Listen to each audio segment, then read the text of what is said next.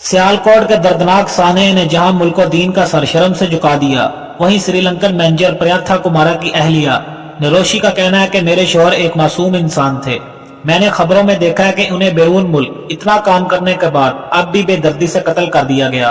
प्रयाथा कुमारा नरोशी की अहलिया का बीबीसी की रिपोर्ट में कहना है कि मेरे शौहर को दर्दनाक तरीके से कत्ल किया गया और उनकी लाश को सड़क पर घसीटा गया और फिर उनके बाद उसकी लाश को जला दिया गया। ये वाकया मेरे लिए क़यामत है।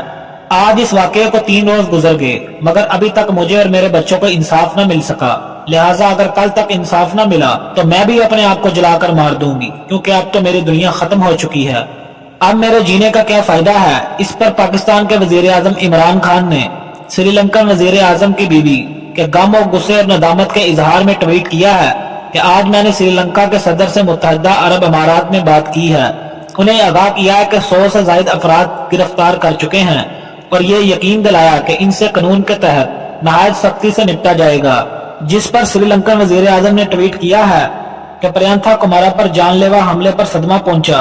मुतासरा शख्स की अहलिया और खानदान के गम में शरीक हूँ। श्रीलंका और इसकी अवाम को यकीन है कि वजीर आजम इमरान खान अपने अहद को पूरा करते हुए वाकये में मुलव्वस तमाम अफराद को इंसाफ के कटहरे में लाएंगे। आपको यह भी बताते चलें कि वजीर आजम इमरान खान ने मकतूल के अहले खाना को काफी बड़ी रकम देने का ऐलान किया है। उम्मीद है कि वो भी कल लाश के साथ श्रीलंका रवाना होंगे।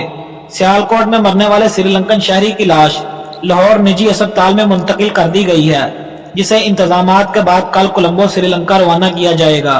बैरून मुल्क रवानगी से कबल लाश अस्पताल के सख्त खाने में रहेगी। मैं और मेरी टीम श्रीलंकन मैनेजर के अहले खाना के गम में बराबर के शरीक हैं।